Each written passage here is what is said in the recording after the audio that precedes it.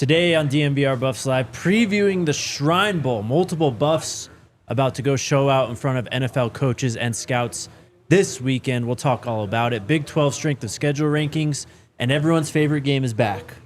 Fill in the blank. No Let's way. go. Let's go.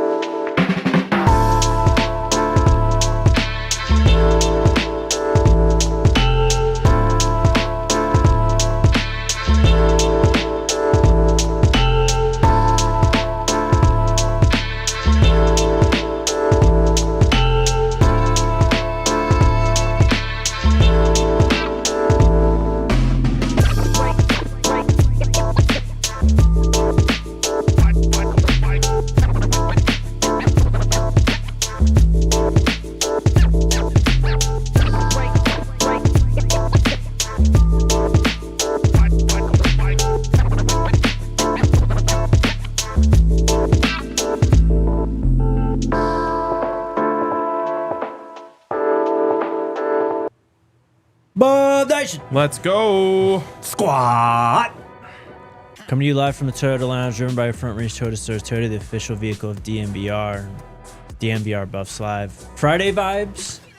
Does it feel like Friday to you guys? Yes. 100%. I'm not gonna lie, bro. I didn't even realize it was Friday too. You just mentioned it right there. That's Me and crazy. Scott are on the Yeah, same that's crazy to think path about. here. Insane. I'm headed off to the Shrine Bowl later this afternoon. Let's go. All right. We got When did they change it from the Shrine game to the Shrine Bowl? Or is it the Shrine game? And you're saying it wrong. It says East-West Shrine Bowl, 100 years. Okay. I was gonna say, no, been bro. Shrine Bowl. No, it was the Shrine. He's on the Shrine Bowl, It was bro. the Shrine game very recently. I don't think so. They've always made these all-star games like bowls, Hey. Hula Bowl. I'm looking it up. Okay. I'm leaving tomorrow. We got 4 days of practices through Tuesday. You know, Shedeur's going to be out there. Shiloh's going to be out there. LaJohntay, Whole Jimmy, squad. Cam, and Will Sheppard as well. Lots of opportunities to make some money this weekend for those 6 guys as well. Absolutely. And this is a pretty decent roster, actually. Top to bottom, I mean, of course, Colorado is going to steal the show. Kenneth Grant, the Michigan defensive tackle, is going to be there. He's a first-round pick. Kyle McCord, who had a great season at quarterback, is going to be there. Some good running backs. Rocket Sanders is going to be there. What a name. And some other guys, too. I mean, this isn't just like a... You know, Shrine Bowl in the past has been kind of like second fiddle at best to the Senior Bowl. Senior Bowl's just always gotten all the guys. Yeah. But it's a real change. You know, we saw the Hula Bowl have some notable guys as well. Yeah. So this is going to be a legit competition for all these guys. Shout out to the Buffs for making the help making the Shrine Bowl, you know, a bit more. I don't know what do you say, more valid, I guess. Yeah. I mean, when you got Shedeur Sanders and LaJohntay Wester and Jimmy Horn Jr. and then some of those other guys, Shiloh, Cam. What's the development, bro? Hold on. You finish your point. When you got those guys there at a bowl like that, it's just gonna raise the profile of the entire event, and that's what's up. That's what Shedeur and company do. So I'm excited to see them ball this weekend. I'm excited to see you out there and give us some dope behind the scenes coverage and whatnot. You know. But yeah, there's a lot to gain for these guys this weekend, and I know they're excited for it. Just a little information here for you guys. I wanted to share. It says, prior to the January 2020 edition of the game, organizers renamed the game from the East-West Shrine game to the East-West Shrine Bowl.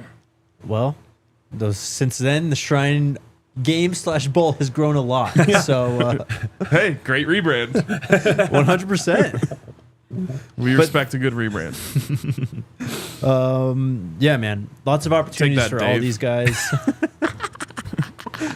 Let's start with, the headliner, Shedeur. There's been a lot of buzz for Cam Ward to go first overall recently. You know, the report that the Titans think that that Cam is the better prospect than Shedeur. Look at all the people who took L's. Unbelievable. Keep them coming. Put everyone up there who was wrong about me. Let's go. King Mars, wrong. Dave, wrong. The guy's in a fighting mood today. It's crazy.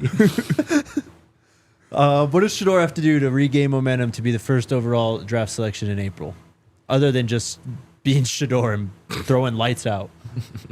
This weekend? Yeah. I think, honestly, I've said this a couple times. If he gets into a room with teams and can display his understanding of football and his understanding of coverages and defenses and just honestly everything that you learn when you talk to Shedeur Sanders, which we have had the distinct pleasure of doing, but a lot of people who pass judgment on him have not. I think people will realize that they are dealing with a very, very different person than what a lot of people have portrayed him out to be from a football standpoint and also from a personal standpoint. And I think he is going to shine like a diamond in this pre-draft process.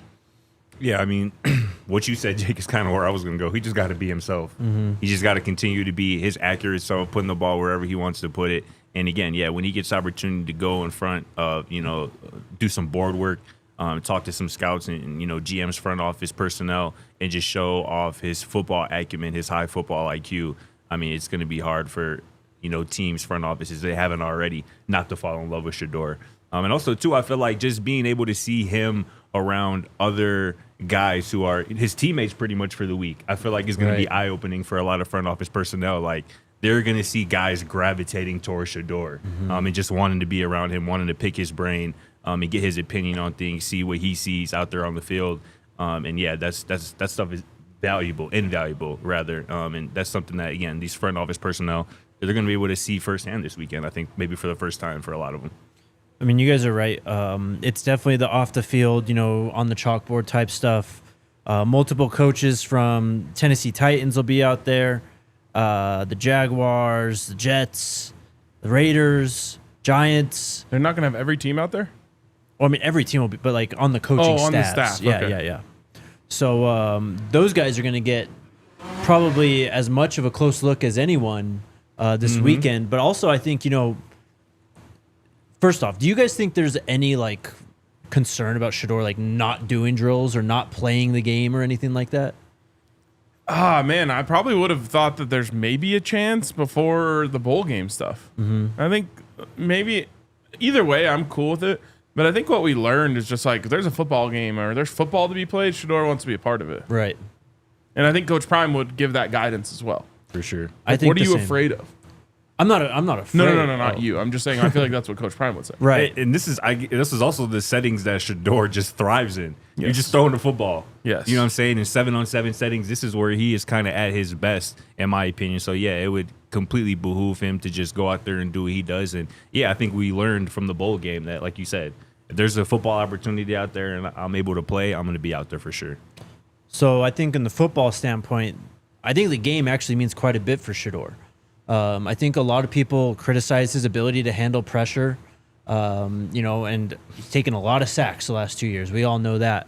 But I think if he gets into a setting when the game is played next Thursday and it's live action and he's got a different, technically an all-star caliber offensive line in front of him, how does he handle pressure in those settings? How does he maneuver the pocket, especially in those settings when it's clean? And will certainly probably have more time than he had at Colorado the last 2 years. For sure. And I think that Shedeur has also just been in this for so long that he's not going to fall victim to like the AAU mentality that you sometimes get at these all-star games where it's like, oh, people are watching, I've got to get mine. Like, he's similar to a lot of the greats who are just like, I'm just going to make the right play.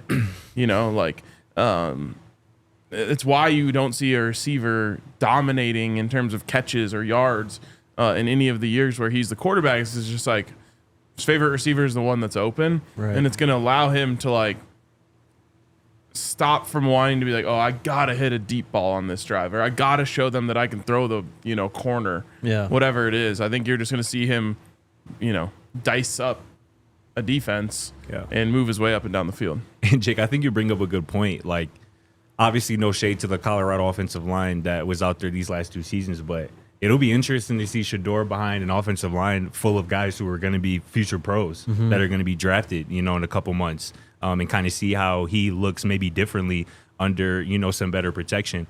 And especially for maybe the Tennessee Titans perspective, because they got a pretty good offensive line. Like they've nailed, I believe, at least 2 tackles out of the last 3 drafts, and their offensive line offense was pretty trash this year, but offensive line wise, they're able to run the ball a decent amount. So that's definitely something that they have going for them at the number one spot there in Tennessee. And again, if they kind of walk away feeling like Shedeur Sanders, if he can kind of alleviate the worries of him maybe not handling pressure or whatnot because they see him behind a better, more talented offensive line, that could also be very beneficial for him and his prospects.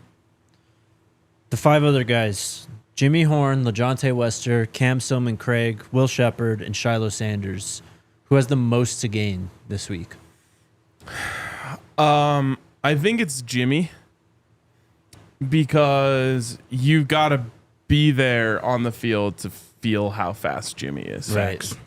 And the second that he just catches like a little dump off in the middle of the field and runs to the corner and beats a guy who is like standing on the numbers to the edge, some NFL GM is going to say, I got to have that guy. Yeah. And so the same way that I think, I can't remember if he got a combine invite. Did he get a combine invite? Jimmy did, yeah. Okay. Same way that I would say the same thing there. Like, you start putting numbers on this guy's speed, he's just going to skyrocket.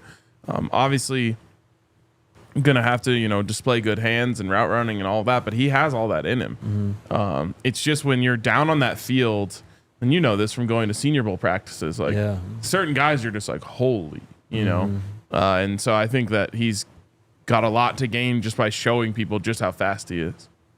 And honestly, I feel like Colorado did not. This year was different. I felt like they were on the right track with him this year. Right. But Colorado didn't do a good enough job of showcasing that speed. Especially last season, 23. Yeah. Scott, who's your pick? I would like you to go because I got like 3 different answers that I could really go to. Well, I feel confident in. I think RK is absolutely right. In terms of just on the field, like football drills, it's got to be Jimmy Horn because of the speed. I'm going to actually say Cam, though. And I think it's because of what we said with Shedeur, the interview process.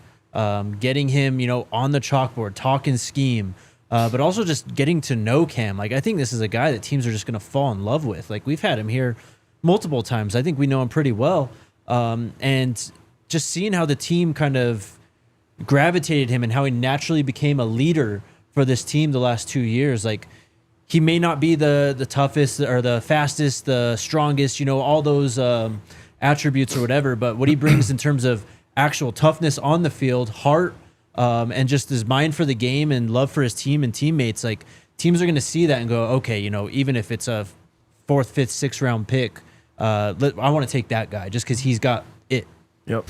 Yeah, and I like that answer too. And it was part of the reason why I asked about the live sessions of 11 on 11 of whether that was, full tackle to the ground, because that's a setting that I feel like Cam can really shine in because he's such a sure open field tackler. And I feel like once scouts see him in a live setting like that, they're going to realize that the size really don't matter. Bro can just play sideline to sideline, make plays really everywhere on the field. But I think Shiloh is another interesting answer too, right? Because I don't think he's on probably many, if any, draft boards right now. And a real, spectacular showing could really potentially vault him at least onto some draft boards.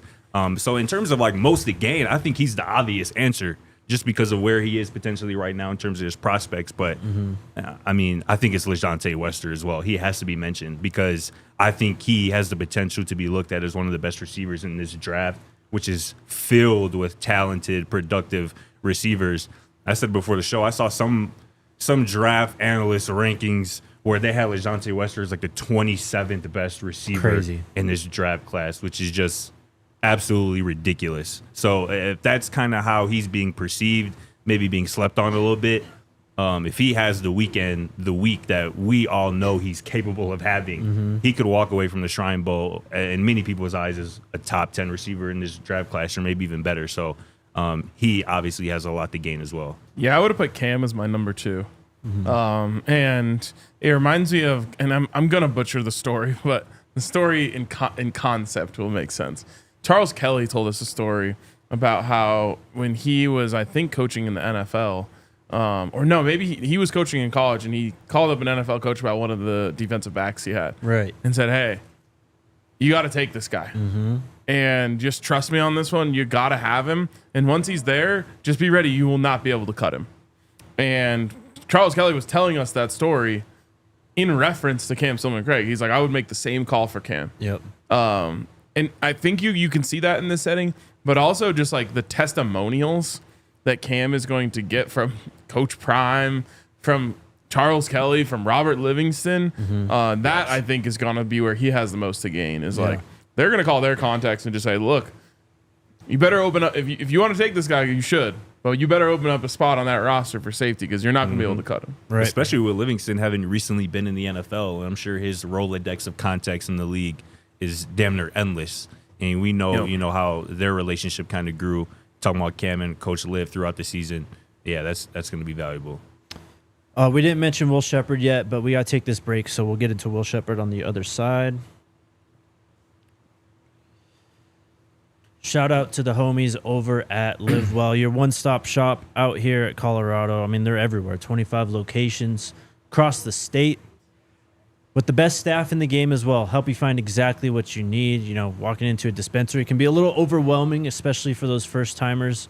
But the staff at Live Well will make sure to take care of you, get you exactly what you need, won't get you too messed up on your first visit. Mention code DNVR25 in store, and you'll receive 25% off one regular price item. Some restrictions apply.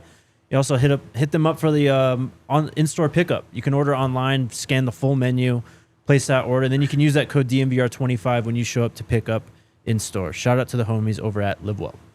It's Friday, which means those Coors Lights sitting in your fridge are ice cold. Mountains are blue.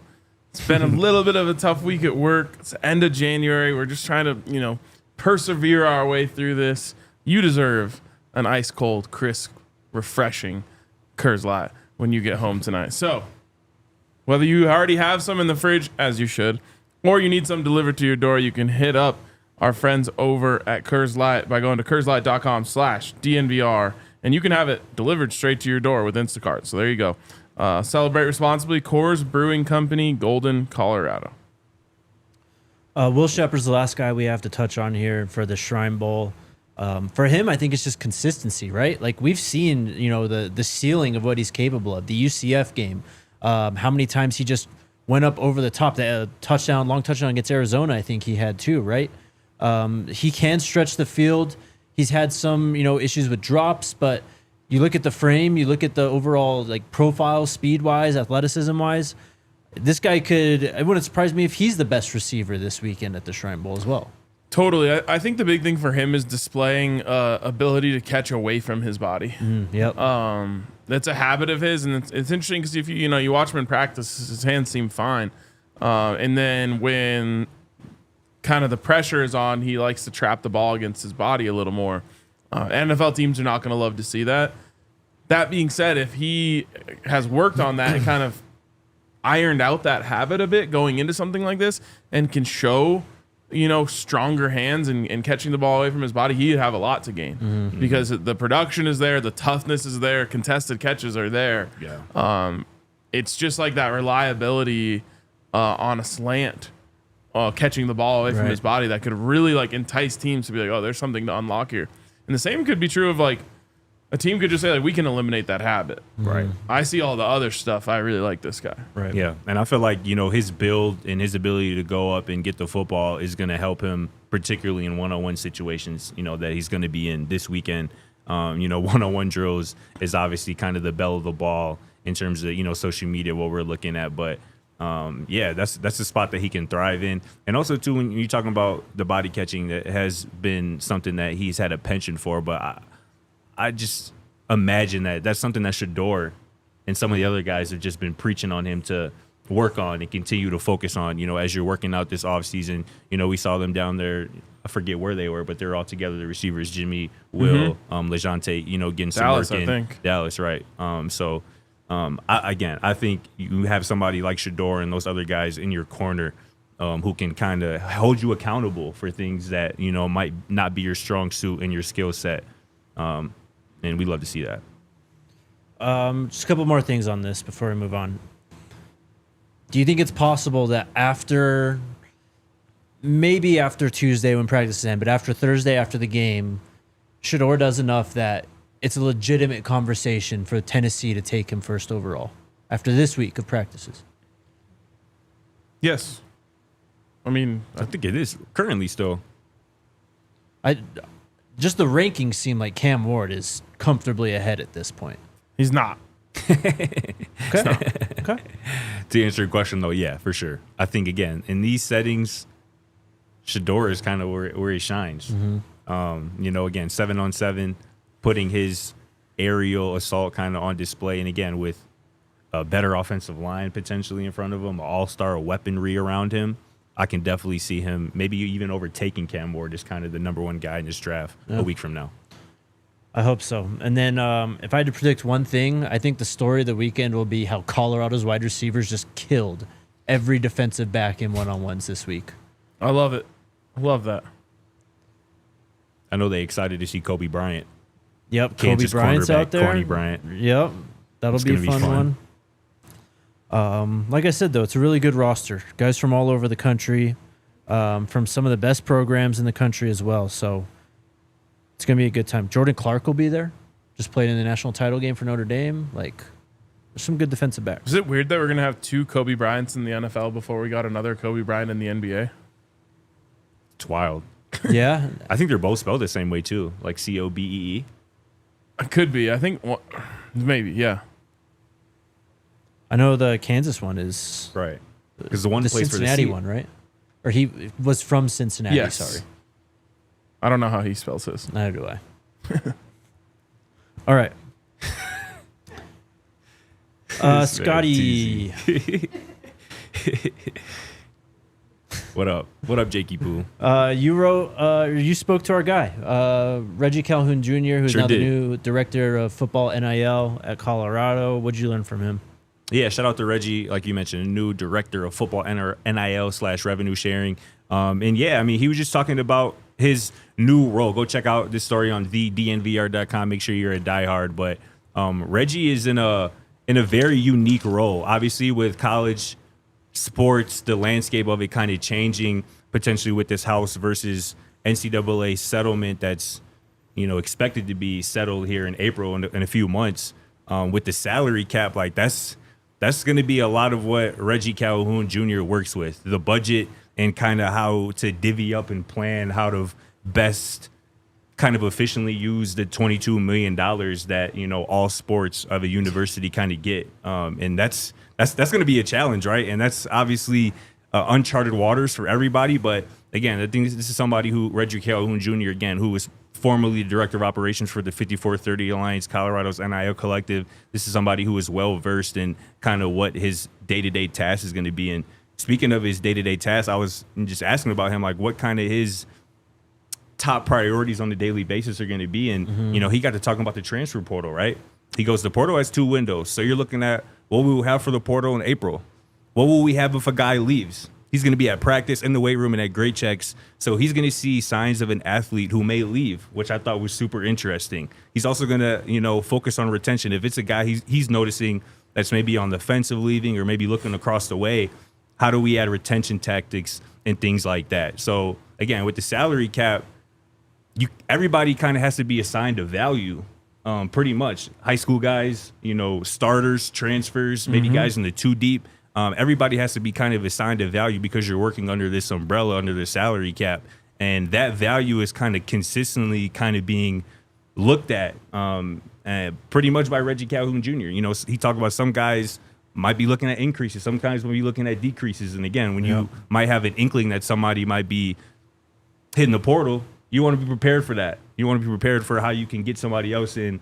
And it's kind of really just figuring out, again, this new landscape with the salary cap and how it particularly relates to football.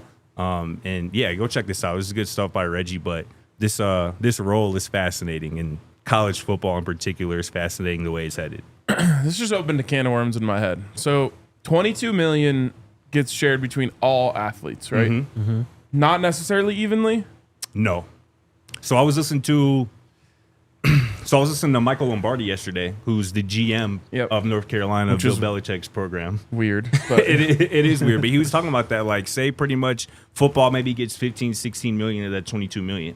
And I think that's kind of a decent ballpark of how kind of the Power 4 programs will operate. Yeah. That's going to be a challenge, particularly if you have, a star quarterback. And I was thinking, too, I think kind of the best way to do that, because guys can still get NIL money outside of that $22 million if it comes from brand deals, endorsements, or True whatever. NIL. Right, exactly. And that's kind of, I would think, how you want your best players to kind of be paid. Yes. You don't want your quarterback to be getting $5 million out of the $15 million pot. Right. You would prefer that to become from, like you said, the true NIL endorsements and whatnot. So the rest of that is kind of how you kind of divvy it up the rest of your roster. You know, $1-2 million there for defensive linemen, whatever, et cetera, et cetera. But it's really just all a puzzle that, you know, Reggie's going to consistently kind of have to figure out how the pieces kind of fit together. I know that I'm asking questions that no one here knows the answer to, but how is that not a Title IX violation? So this actually came up, I think, like last week. There was something with Title IX that was like interjected into the lawsuit. Yeah. Something popped up. So I can't remember exactly what it is. I'll try and look it up Because right now, basically, Title IX says that like It's got to be even. all right? athletes have to have even benefits, Right. and there has to be an equal amount of scholarships for women's sports as there are for men's sports. I feel like this would contradict that pretty strongly. Yeah. My other question is what, and I think this is a side effect we're eventually going to see, but although they'll probably just change the rules in like another year. But if the rules were to stay like this, why wouldn't Colorado start cutting sports to be able to pay more to football? I think it's on the table potentially. Yeah, bro. I mean, again, if you got $22 million, that's a hard cap, and that's got to get spread around the whole athletic department. And then like, what is gonna happen when like Tad Boyle's like, hey, I got this sick prospect, I need $2 million, and then they're like, no, sorry, like football Right. is getting that $2 million. This seems like Yeah, man. a big mess waiting to happen. Yeah, so last crazy. week this came out, and I'm not going to go into this because it's all way too political. It's like Department of Education like put out a memo mentioning something about Title IX and how that can affect it. Like Charlie Baker, the NCAA president's involved, like the new presidential regime in this country is involved. Like all this stuff is, yeah. Jesus. This is not a road that I want to go down, but that's what I mean. Exactly, Just yeah. talking Crazy. about it has opened a can of worms for me where I'm Right. just like, and obviously Colorado has a lot of people invested in making sure that this works. Yeah. And you know, obviously Reggie is a big part of that as well, but it's like, sheesh, what a puzzle. It's the pros, bro. Pretty Yeah. much. That was kind of my takeaway from talking to Reggie. It's like this is the pros. Like you got a salary cap, you got guys who you have to assign a value to. You know, what's their value to the program? And again, that's not just on-field performance. You know, Reggie talked about again grade checks and you know kind of how you're interacting, how you are as a teammate. You know, that all kind of factors into it. But yeah, this is a crazy puzzle, and I don't envy the people who have to make these decisions, but something's got to get done to kind of remove us from this gray area that we're in. Yeah. I'm not going to go into it, frankly, because I don't understand it. Like, What's going on downstairs? I don't know. Someone's like yodeling downstairs. I hope that's all it is. I don't know. I honestly don't really know what's going to happen with all this. It's a lot of stuff that I haven't even begun to look into. So, All right. Well, maybe we need to follow up interview some more people at Colorado. we have plenty of time. I'm sure Definitely. we'll get some answers. Let's take our next break. Shout out to the homies over at Bet365. The Nuggets are back. So back. Go bet on Nikola Jokic and the Denver Nuggets over at Bet365. I had a banger last night. What'd you have? Let's see. It's funny because all of it hit so early except for the points. I had. Anytime this wants to load. It was like Jokic over 25 points, Jokic over 11 rebounds, Jokic over 10 assists, and a Nuggets win. Well done. Damn. If you want to bet on Nikola Jokic and perhaps win a little bit of money, head on over to Bet365. It's NBA season in full swing, NHL in full swing. And then we got some more stuff coming up soon. Racing's back in a few weeks. I know you guys are hyped about that. Kind of race. So turned, bro. NASCAR's always back the weekend after the Super Bowl, and then F1's like a weekend. Do you watch NASCAR too? The Daytona 500, absolutely. Damn, It's bro. exhilarating. When's that? When's the date? The weekend after the Super Bowl. Oh, okay. It's worth it. I'm Who's telling gonna you. win it? I don't know, bro. Dale, bro. Dale's got this shit. I actually, so with the Daytona 500, doing like the shotgun method, because it's like, there's so many like plus 1,000, like plus like 1,500. golf. Yeah, exactly. So there's some strategies to it. Bro, let's like throw on some cutoffs and jorts and get like 36 Coors Lights Let's do it. and watch the Daytona 500. Let's go, man. How many NASCAR drivers can you name? Dale, bro. Dale. Oh, All Lord. I need is Dale and some Coors Light, all right? Period. New customers now get $150 in bonus bets when you bet $5 win or lose. Sign up, use the code DNVR365, deposit $10, and place a bet of $5 to get $150 in bonus bets if your bet wins or lose. Those bonus bets can be used on damn near anything. Spread, totals, player props, futures, SGPs, all that stuff. Whatever the moment, it's never ordinary at Bet365. You must be 21 or older and physically located in Colorado. Please gamble responsibly. If you or someone you know has a gambling problem, wants help, call or text 1-800-GAMBLER. Terms and conditions apply. Oh, I got to read here, don't I? Tell us about Fast. We're on TV. We are on TV. Check it out. You can check us out on Zumo. You can check us out on Xfinity. You can check us out on Samsung TV. There's so many different options now. You don't have to just watch us on YouTube. And the thing I like about these fast channels is you can just throw on the DNVR channel and you're going to catch all the shows live. But then it just like keeps rolling into, more content, or like you don't have to click over from DNVR Broncos to DNVR Buffs. It just automatically rolls over the same way a TV channel does. So it's cool. Check us out over on those fast channels and just search DNVR and see if we're on your TV. There you go. Okay. This is bad because I've already forgot this guy's name, which is the problem in the first place. But I'm going to need you to name me some legendary NASCAR drivers, because I literally was talking to a legendary NASCAR driver once for like 2 hours and never knew it was him until the very end. Wow. It's like, it's not Jeff Gordon, but Jeff feels Gordon, like the it. GOAT. Jimmy Johnson? No. Bro threw Tony Stewart. In Stewart? the chat. I remember that one. Hamlin? Denny Hamlin? Yeah. Maybe. Denny Hamlin? Is he an all-timer? I don't know Hall about of Famer? all-timer. I know him, so he's got to He's be probably up there. he's probably one of the best, if not the best in NASCAR right now. Okay. I think it might have been him. I don't know, like Mark Martin. Sounds like a golfer. This guy was an older guy. How old? I think I don't know. Dale dude. Jarrett? Wasn't Dale, bro. I did say Dale Earnhardt. Oh, man. Do you have like a number or like a paint scheme, like anything with the car at all? I'll text Brandon. Okay. Guy was chill as hell, though. And then I was like, what do you do? And he's like, I drive NASCAR. Hell yeah. Yes. It wasn't Jeff Gordon. He's the GOAT. I don't know then. Move on. Okay. Ricky Bill Bobby. Elliott? No. No. We'll need an answer on this by the end of the show, by the way. I'll get it. Okay. Ricky Bobby, that's the one. 247 Sports put out, or they ranked the Big 12's toughest football schedules going into this year. This is all done by strength of schedule, obviously. So Kevin Harvick. Yeah. Yeah. Kevin Harvick. Yep. He's the one who replaced Dale when Dale died. I think that's who it was. Where'd you run into him at? 99% sure that's who it was. Now, after I said it, I'm like, was I just thinking of... Wasn't there also a announcer with that name?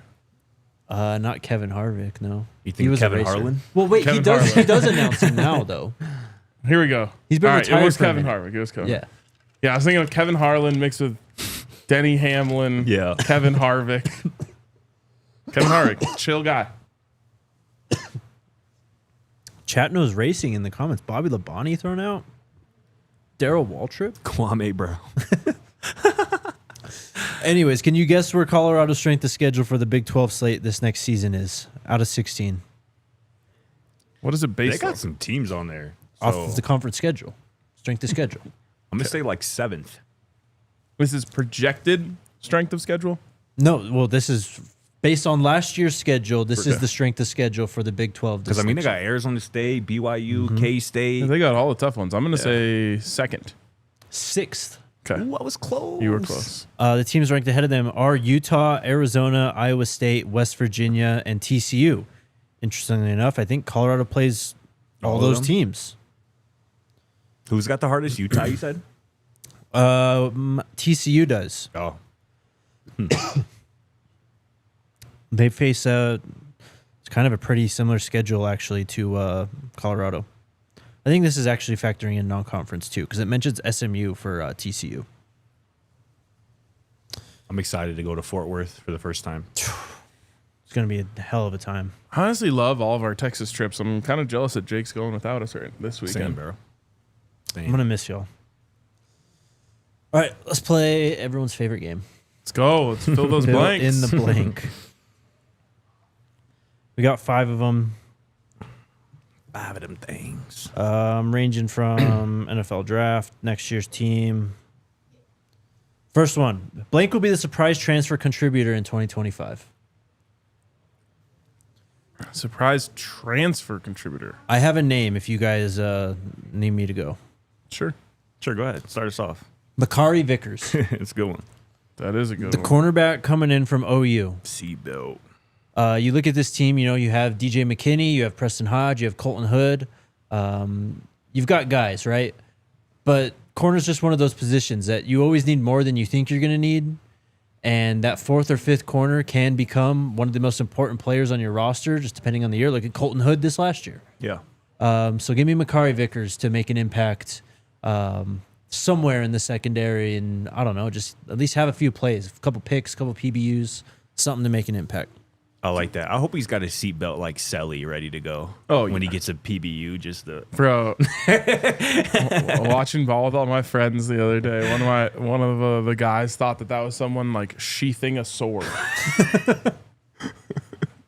wait, sheathing? Yeah, because I don't even know if I've even heard that word before. the sheath is what holds the sword. Okay, all right. This guy He's like- blows my mind on a daily basis. It's crazy. That's my first time ever hearing that. What would you just call it? A sword holder? Yeah, You didn't yeah. know? Okay. A holster or something. Hold on. I can't remember if we did this or buy or sell the other day. Hey, that was hilarious. I'm not gonna lie. Dude didn't know what Patreon was. He thought it was a liquor, like Patron. Oh, let's go. Literally, I was like, that sounds like a liquor. And then I said it before the show, and then somebody in the chat was like, he must be thinking about Patron. And I was like, damn, that must be it for real. That is crazy. Insane. But I like Vickers as a sleeper transfer. I'm gonna go with Gavril Lightfoot. A lot of attention, and rightfully so, is going to be put on Jaheim Otis coming over from Alabama on the defensive line. But this defensive line, I think, has potential to be one of the best position groups on this team, really, in 2025. And Gavril Lightfoot might be a big reason why. Again, one of the most productive defensive tackles in the Mountain West the last couple of years, 27 starts over the last couple of seasons. Can get after the quarterback, can push the pocket, can eat double teams up for breakfast. I think Gavril Lightfoot could be a real sleeper for the Buffs. I'm having a hard time knowing where you delineate surprise. I don't know, just not like Kaidon Salter, Jaheim Otis, Yeah. So I'm going to go Tavian Coleman. Nice. Productive player, done it and played in big games, made big plays, played against Arizona State this year, Yeah.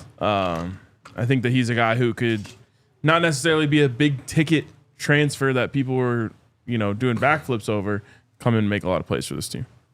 Love it. Next one. I resent that, Wayne. What? So for this one, I want a position. Colorado's most valuable 2026 recruiting commitment will play blank position. Cornerback. Oof. It's tough to beat. 5-star cornerback. I had that prediction in our 25 predictions. Will be joining Deion Sanders and the Buffs in the 2026 recruiting class. For Most sure. Valuable meaning highest Like highest rated? ranked, yeah. Okay. Like, yeah. Give me running back. I'm going to say running back good as one. well. Yeah. That'd be dope. I think that Colorado goes out there and plays a totally different brand of football this year and is able to entice a really, really big name running back to commit. And they've been offering a handful of blue chip running backs over the last couple of weeks. I Yeah. think that's become a priority for this team in the near future. Next one. This one's going to be some projecting. Maybe a little bit of a tough projecting. Shedeur will be a top blank quarterback in the NFL next season. Phew. Rookie year. It can get a little rough. We always know. I need some context. I mean, let's say, so Jaden Daniels had an all-timer this year. He was probably, what, top 5? Yeah, I think you can slot him in at 5. Like I think the top 4 is pretty obvious with Mahomes, Right. Lamar, Josh, and Burrow. Right. I think it's safe to put slot Jaden in there at 5. Bo Nix had a great season. He was probably top 15. This is just crazy. I went to find QBR to put this in a, and it opened up on 2024 postseason QBR. Oh. Jaden Daniels is leading it. Yep. There you go. So That's insane. Okay, but hold on. Let's go regular season. Jaden Daniels was 4th in QBR. Next highest rookie. probably Drake. Drake May and Bo Nix are neck and neck at 17 and 18. So I'm going to say that. Hold on, Scott's going crazy. Can you say Kaleb Williams' name and tell us? Bro, no, I'm not, bro. What are you even thinking about, bro? I don't know if you want that. Who's 12 on that QBR? Caleb Williams 28th in QBR. Jesus Christ. Who's 12 on that QBR? Matt Stafford. I mean, here's the list: Lamar Jackson, Josh Allen, Joe Burrow, Jaden Daniels, Jordan Love, Jared Goff, Brock Purdy, Patrick Mahomes, Kyler Murray, Jalen Hurts, Justin Herbert, Matt Stafford, Baker Mayfield, Tua, Sam Darnold, Trevor Lawrence, Drake May, Bo Nix, Jameis Winston, Bryce Young. I'm going to say top 12 to 14. Pick one. 13. Top 13. I am going to say top quarterback. 15. I was going to say top 15 as well.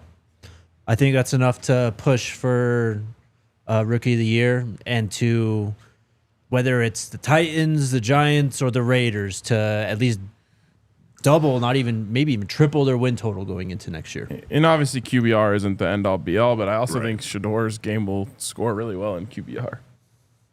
Definitely. Yep. Okay, next one. Colorado's highest rated NFL draft prospect next season will be blank. Highest rated NFL draft prospect. So who at the end of the season is going to Yeah. I think it'll be going back to the cornerbacks. I think it'll be DJ McKinney with Colton Hood not too far behind. I think DJ McKinney put a lot of good football on tape this year. Again, also being opposite of Travis Hunter, getting a lot of targets. So I think DJ McKinney, again, with another year is kind of potentially maybe CB1 for the Buffs here in 2025. Add a couple more picks, couple more PBUs. We know he can tackle. He's more than capable in run support. So I'm going to say DJ. But he'll have another year after that. Are those people on the table? Yep. But they That have to be means- draft eligible. So Omarion Miller is draft eligible after this season. But Jordan Seaton is not. No. I've got a pick that we haven't mentioned his name yet. Okay. Kaidon Salter. That would like be it. huge. I like it. And I think he can do it. Playing with the best receiving core he's played with this year, he's gonna. There's an entire world where the narrative in November is, can you believe what Kaidon Salter has done to turn around Colorado's rushing attack this season? Like from one of the worst in the country to the 18th best rushing team in the country. You know what I mean? Like, Yeah. I'm going to throw a little curveball here. Give me Sammy Sachs. I think he has a big production season, double-digit sacks, Whew. and That'd be crazy. rockets up the boards. love it. DJ McKinney's a great pick too. I thought about him as well. One of my first thoughts, honestly. Last one. Kind of going off what we just talked about, strength of schedule. Blank will be the surprise Big 12 team in 2025. You can pick Colorado if you want. I don't care. It's just I don't think I don't care. I don't think tying for first allows you to be a surprise Yeah, team. fair And enough. won a national championship. that's As true. was noted We- on the show yesterday. I saw it. You saw Yeah, it was hilarious. And well Once done. again, congrats to see you for winning the Facts. 2024 DNVR Buffs National Championship. Great season. Unclaimed. Heisman winner, Unclaimed. coach of the year. Unclaimed. Coach of the year. All right, we bro. had player of the year, quarterback of the year. It was crazy. I think I heard people were saying that it might be one of the best college football seasons ever, right? Yeah. In history. Yeah. Putting them up against 2019 LSU. Yeah, they'd probably be favored. Someone did. my Remember, God. someone actually made that graphic. Yeah, it was. That was one of the nastiest engagement baits of all time. It was one of those damn sports books that hires a creative, quirky social media manager, and then all of a sudden they think it's Colorado who's doing this. That stuff. was the nastiest engagement bait I've ever seen. I'm going to say the surprise team in the Big 12 next year is Houston. That's who I was going to pick too. Wow. Willie Fritz in his second year. I thought I was digging deep into the bag there. Nope. I think this last year you kind of saw the beginning of it. They were frisky, man. We were on their side for a few games. They came up for us once. Unfortunately, in the end, they didn't. But you saw the fight in that team. I did. With nothing to play for. Final game of the year, and you saw what they did. It wasn't enough, but there's something there. A different world. Yeah. I really like. So y'all are picking a team in Houston that went 3-6 in the Big 12 this year. I'll raise you a team that went 2-7 in the Big 12 this year. The Devin Dampier-led Utah Utes are going to be the surprise of the Big 12. And Kyle Whittingham's the last hurrah as head coach of the Utes. I think they put together another 9-10 win season with the dual threat quarterback who could end up potentially maybe some Heisman talks. Hope you're wrong. Hope you're wrong. Was that fun? Did you guys have fun? I had so much I had a fun. blast, bro. That was fun. Did y'all Got see my that? Friday off right, man. Did y'all see that one comment where it was like if Kaleb was on the Broncos this year, he would have won Rookie of the Year? What do y'all think about that? I think so. I think it's entirely possible. How does that make you feel? I don't know. I mean, your entire staff got canned for a reason. All right, let's go to the chat. I like that pick from Reef, too. West Virginia under Rich Rod. Oh, give me a break. Hey, let's real quick. How about opposite of surprise? What's a team that y'all think maybe people? A disappointing Texas team? Tech. Yeah, disappointing. Texas Tech. I can see that. Texas Tech is going to be a sexy pick to win the conference. And I just think they're going to do the same thing that they do every year. You say that. You want to know who's last in strength of schedule or Oh, easiest no. strength of Oh, schedule no. going Tech? into next year? It's Texas Tech. Oh, damn it. Wow. I don't care. They're going 6-3 and getting fourth. What say you, Jake? I'm going to say Oklahoma State. That they stay bad. Okay. No, like Okay, He's like, I've got them like winning worst -3 again. games in conference. no, but honestly, like this was their first losing season in 20-some years under Mike Gundy. No one expected it. No one expects them to ever really be a bottom of the conference team. Yeah. I think they might be down there again, and that is going to surprise people again to see them. I mean, down yeah, I don't know. Again, not that I'm following Oklahoma State closely, but I don't know if there's much reason for optimism that they're Yes. going to make a big jump, like based on transfer portal or whatever. But I'm going to go with the team that you probably agree with me, Arcade. Jake might not like it, but I think Arizona State I think there's a chance. with no Scatterboo. Yeah. And I again, mean- I think they're going to be a popular pick, like you said, to probably win the conference. And I can see them taking a step back. I think I saw someone like On 3 or someone or 247, one of the two, had Sam Levitt as the #1 quarterback going into 2025 In all of Number one- college football? in all of college football. Come on, bro. The #1 returning quarterback. See, I like him, but I would not put him no. there. And it's just they're just going to have to learn that it's going to be a lot harder on him. Yes. Everything's a whole lot easier when you are not the main focus of the offense. Yep. And the teams that they played the best against are teams that had to commit extra resources to stopping Scatterboo. And then, he's getting one-on-ones on the outside or, little glances on RPO. That's not going to be there nearly as much next year. Yep. 100%. All right, let's go to questions. 5280 Ivan asks, so what does the new NIL cap do for CU's future baseball program, if there is even anything in the works regarding that topic? Do you have an answer? Because I've heard nothing. I mean, I don't think it helps. Can't help. No. And I don't think there was any really momentum even before this kind of new news for a baseball I mean, program look, here. what was it last offseason when Coach Prime was last asked about it? And he said that, like, that's like a future thing. Like, Right. this isn't even, like, next 2-3 years type of thing. This is going to be a minute, I think, to get baseball back, right? Yeah, but I was thinking Coach Prime could totally be the coach Yes. of that team. For sure. Absolutely.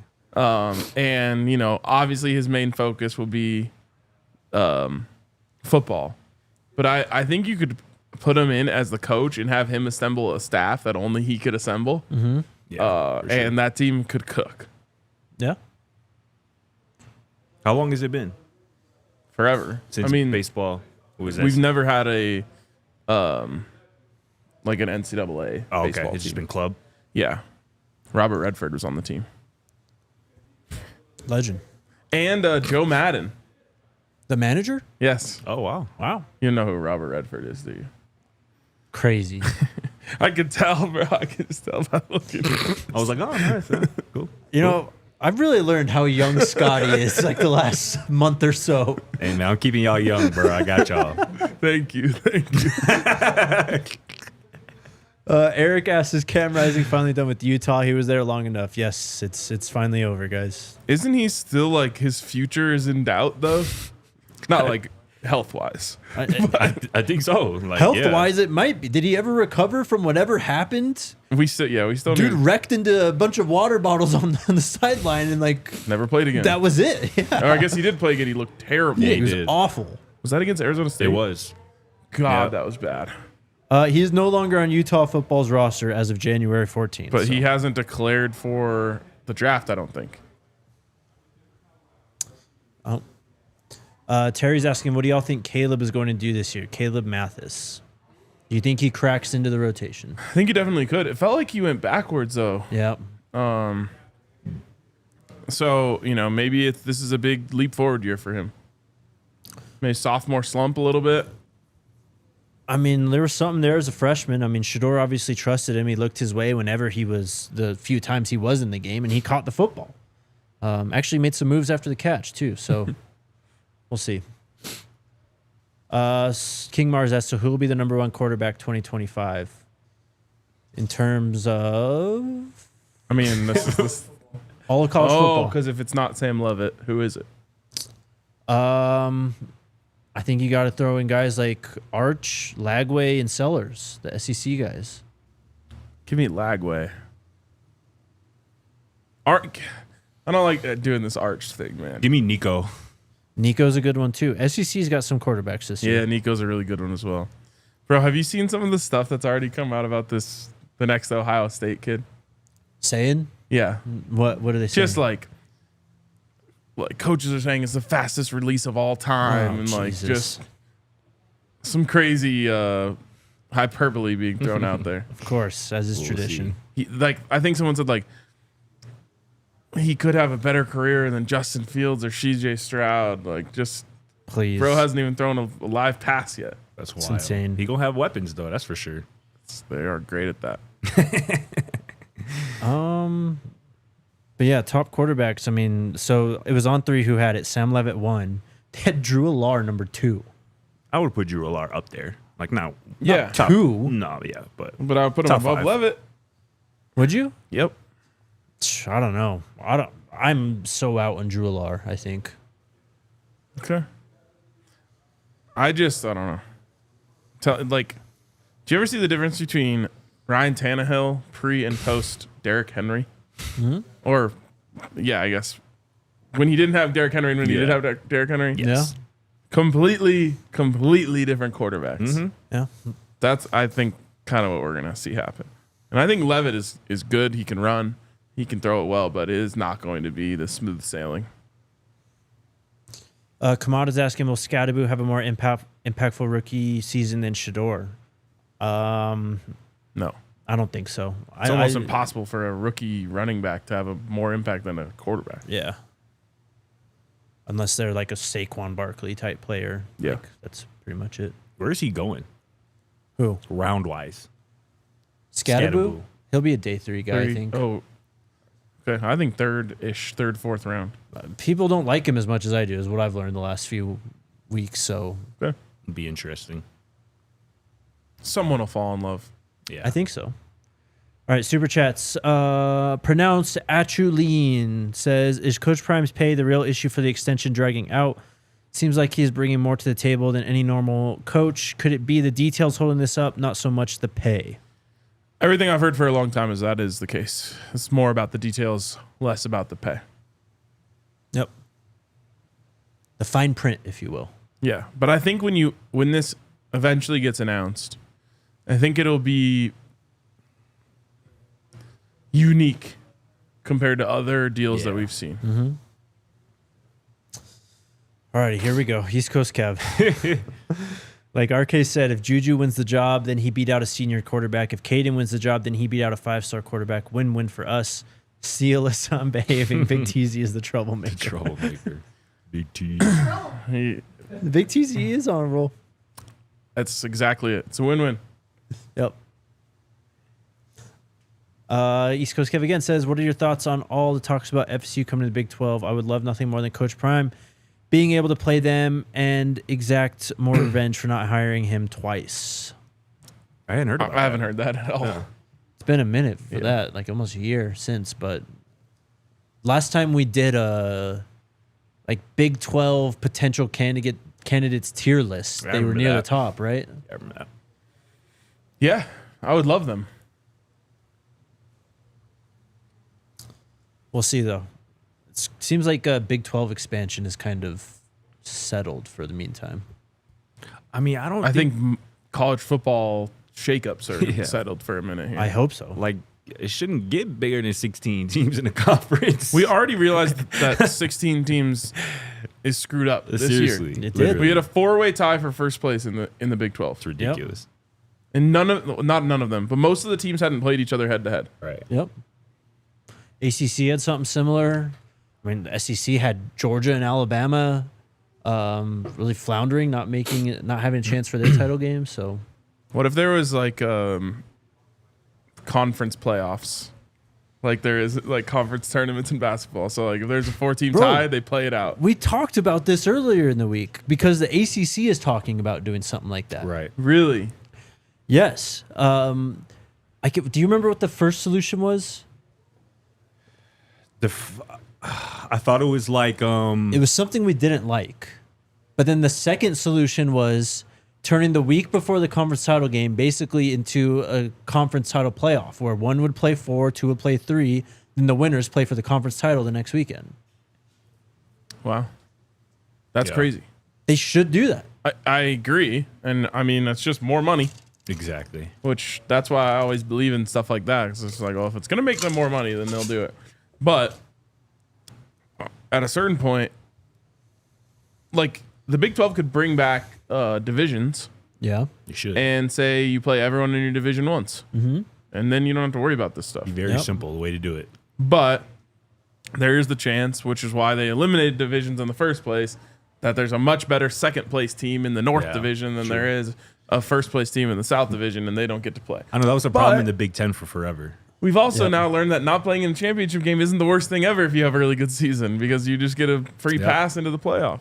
Thank you, Wayne. So what the ACC is talking about doing is the number one, whoever finishes first just wins the conference. Okay.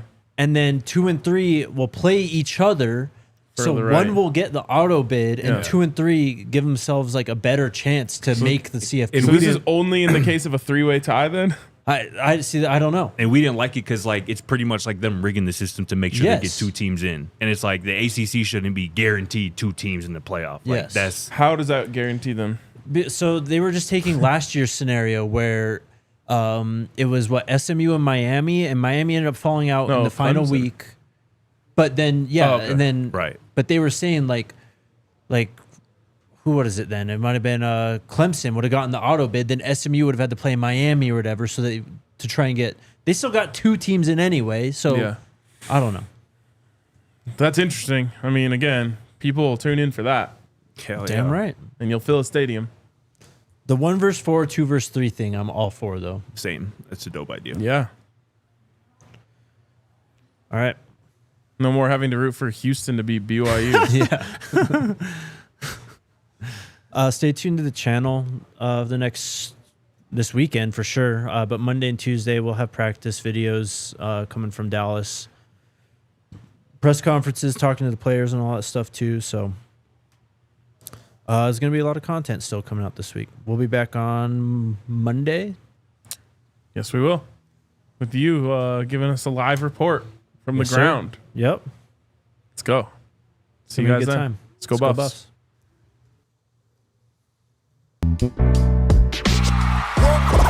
We all silly like the mayor.